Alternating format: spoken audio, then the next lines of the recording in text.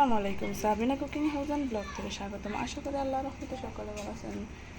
আজকে আমি একটা চাঁদপুরি ইলিশ বোনা করব, যা কচু দিয়ে, গুঁড়ি কচু দিয়ে। অবশ্যই রেসিপিটা আপনাদের ভালো লাগবে, আমার পাশে থাকবেন। চলুন সবাই দেখে নিই রেসিপিটি।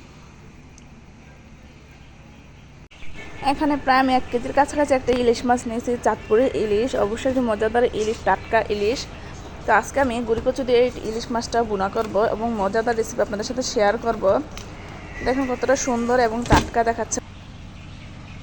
আস্ত ইলিশ মাছ এবং গুঁড়ি কচু দিয়ে বোনা আজকের রেসিপিটা একটু ব্যতিক্রম, খেতেও খুব সুস্বাদু একটি মজাদার রেসিপি। গুঁড়ি কচু দিয়ে ইলিশ মাছ।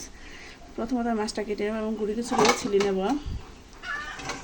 এখানে আমি একটা বড় সাইজের ইলিশ মাছ নিয়েছি, চাঁদপুরে ইলিশ। আমি কচুগুলো সুন্দরভাবে ছিলে কেটে নিয়েছি, আর এদিকে মাছগুলো কেটে নিয়েছি। দেখেন কচুর মধ্যে একটা আঠালো আঠালো ভাব আসে। এখন আমি কচুগুলো একটু হালকা পরিমাণে সিদ্ধ করে নেব, না তাহলে আঠালো আঠালো ভাবটা চলে যাবে। আমি গ্যাসের মধ্যে একটা পাতিলে পানি দিয়ে দিচ্ছি, বিসমিল্লাহির রহমানির রহিম। এদিকে আমি পাতিল বসিয়ে দিয়েছি মাছগুলো ভাজার জন্য। প্রথমত মাছগুলো হলুদ মাখিয়ে নেব, দিয়ে দিচ্ছি লবণ, হলুদ।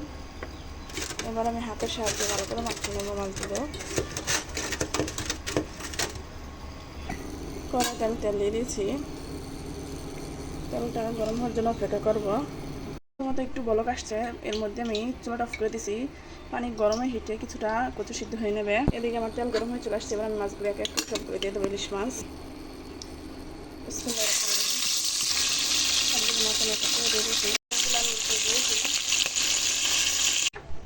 এদিকে আমি ভাজা ইলিশের তেল দিয়ে তরকারিটা বসিয়ে দিচ্ছি, আর মাছ ভাজার সময় একটু তেল বেশি দিয়ে নিই, কারণ ওটা একটা স্বাদ।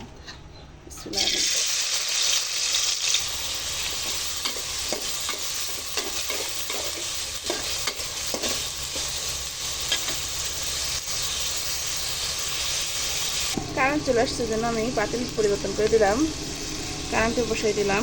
এদিকে আমার কচুগুলো হালকা সিদ্ধ হয়ে গেছে। এখন আমি একটু হালকা ভেজে নেব, অল্প তেলের মধ্যে আমি ভেজে নেব। অল্প পরিমাণে হলুদ, অল্প পরিমাণে লবণ দিয়ে দিলাম।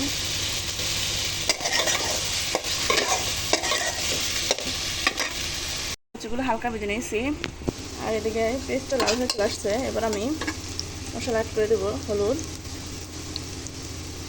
লবণ, মরিচ গুঁড়া,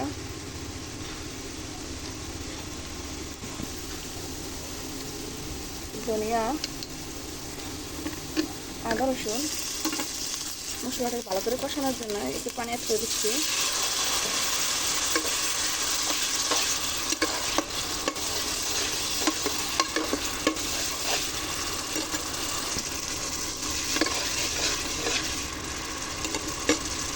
দিয়ে দিচ্ছি কাঁচামরিচ,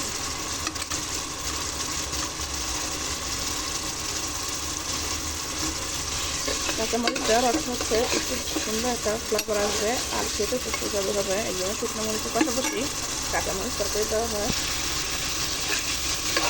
আমি মশলাটা ভালো করে কষিয়ে নেব।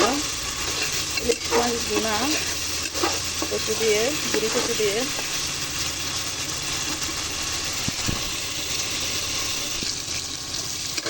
এদিকে আমার মশলাটা সুন্দরভাবে কষানো হয়ে গেছে। এবার আমি ভেজে রাখা গুঁড়ি কচুগুলো দিয়ে দেবো।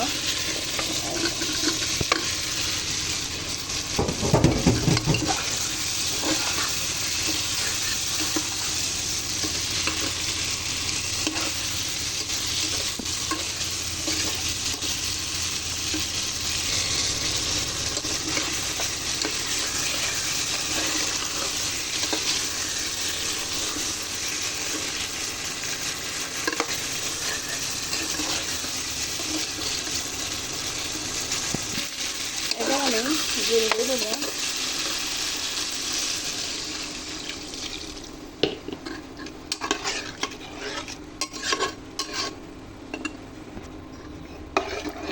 জল দিয়ে দিছি। এবার অল্প আছে কচুটা সিদ্ধ করে নেব ভালো করে।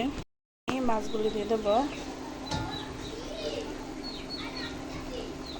এক এক করে সবগুলো মাছ দিয়ে দেবো।